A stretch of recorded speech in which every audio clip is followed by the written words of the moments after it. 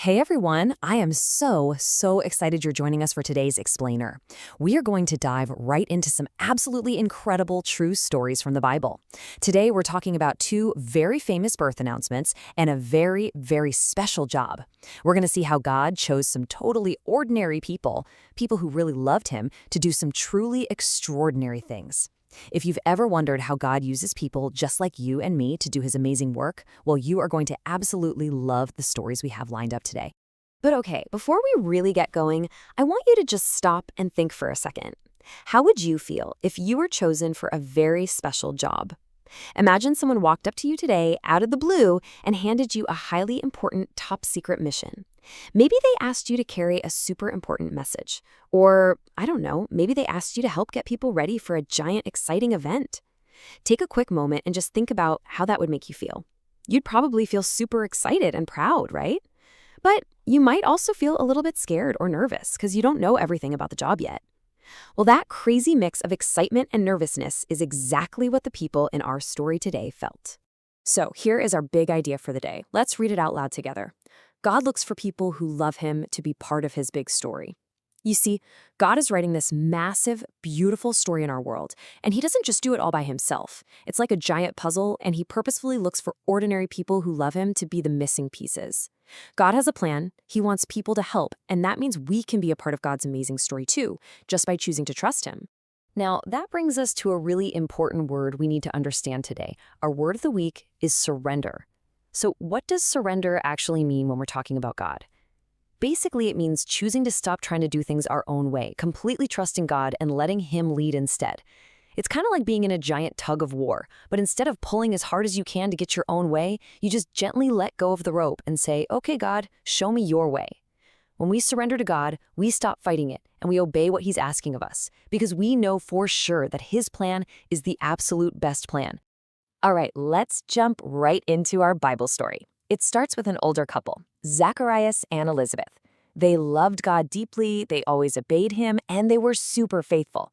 But they didn't have any children. Well, one day, while Zacharias was serving as a priest in the temple, boom, a bright, shining angel suddenly appeared. The angel said God had heard his prayers and that Elizabeth was going to have a baby boy named John. The angel explained that John would have the totally awesome job of getting people ready for Jesus. Later on, that very same angel, Gabriel, visited a young woman named Mary to tell her she would be the mother of Jesus, God's own son.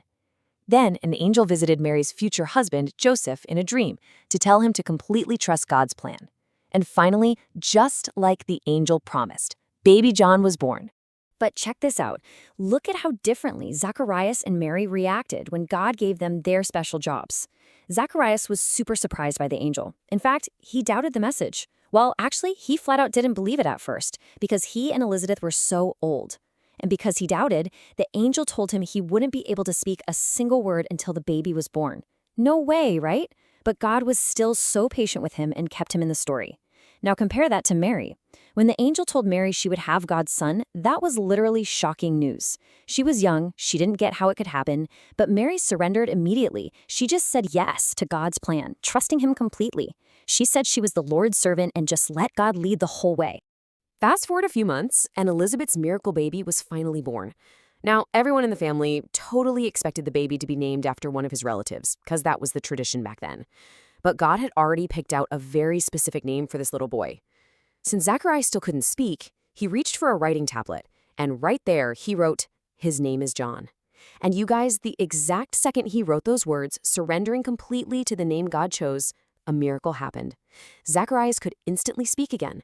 God had kept his incredible promise, and baby John, whose name literally means God is gracious, would grow up to prepare everyone's hearts for Jesus. So let's think about these two wild birth announcements. What do they actually show us about who God is? Well, first off, they show us that God is perfectly faithful. When he makes a promise, like giving a baby to an older couple or sending a savior into the entire world, he absolutely, 100% keeps it. It also shows us that God always has a plan. Even when Zacharias had all those questions and Mary was surprised and Joseph was worried, God was right there working behind the scenes. And honestly, most importantly, it shows us that God does the impossible. He uses completely ordinary, faithful people to do things that seem totally impossible to everyone else. Okay, but wait. God doesn't just do impossible things back in Bible times, right? He is totally still doing them today. I want to tell you a real-life mission story about a girl named Lana. Lana lived in the beautiful country of Georgia. Now, this isn't the state in the U.S., it's a whole country filled with gorgeous green mountains and lakes. Over there, children usually open their big gifts on New Year's Day. Well, when Lana was just 2 years old, her parents asked her what she wanted for New Year's. Do you know what she asked for? A little brother. Her mom was super surprised. She really wanted to give Lana a little brother, but she honestly didn't think it was possible for her to have any more children. So Lana didn't get a brother that year, but she asked again when she was 3, and again when she was 4. Still, no baby brother. Her mother truly thought the whole thing was just impossible. But then, fast forward to when Lana was 9 years old, her mother found out she was actually going to have a little boy. It seemed absolutely impossible to her, and she realized right away that this baby just had to be a special gift from God. On Lana's 10th birthday, her mom brought little baby Alex home from the hospital. But you guys, God's plan was even bigger than just giving Lana a brother. Because of baby Alex, a neighbor told the mom about a Seventh-day Adventist children's center. The mom started taking Alex there, and while he played, she actually started studying the Bible with the other mothers. Slowly, she fell completely in love with Jesus, and then the whole family started going to church. God literally used a tiny baby to introduce an entire family to his love. Think about a beautifully hand-painted bookmark for a second. No two are exactly the same, right? Every single person is wonderfully unique to God, just like that.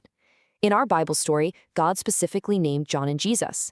In our mission story, God had a very special plan for a baby named Alex, and for his big sister Lana. God knows exactly who they are, and guess what? He knows exactly who you are too. He knows your name. He knows what makes you happy, what makes you scared, and he is inviting you right into his big story, just like he invited all of them. You are his special child, and he wants to guide and lead you. Because God is so incredibly amazing and has this perfect plan for all of us, we have a wonderful memory verse to learn today that reminds us exactly why we can always trust him. Let's start memorizing it right now. I want everyone watching to say this first phrase out loud with me, right where you're sitting. Ready? 1, 2, 3, 4 with God. Awesome job. Okay, now for this second half. Let's shout this part out loud so everyone around you can hear how powerful our God is. Ready? Go. Nothing will be impossible. Wow, that is such an amazing truth. Whenever things feel way too hard, or we just don't understand how something can happen, we have got to remember this phrase. Now let's put the whole shebang together. Read the whole memory verse with me. For with God, nothing will be impossible. Luke 1:37. Let's say it one more time to really lock it into our brains and our hearts. For with God, nothing will be impossible. This verse teaches us that God can do things that we simply cannot do. He is all-powerful, and because he is, we can completely trust him and just surrender to his wonderful plans. And that leaves us with one final, really big question to think about. How will you be part of God's story this week? Remember, God looks for people who love him, and that includes kids exactly like you. So think about how you can surrender to God this week. Maybe it's by praying the second you wake up. Maybe it's by obeying your parents right away, just like Mary immediately obeyed God. Or maybe it's just by choosing to be kind to someone who really needs a friend at school or church. Whatever you decide to do, always remember that when you trust and follow God, you are stepping right into his magnificent, big story. Have an amazing week, everyone, and I'll catch you next time.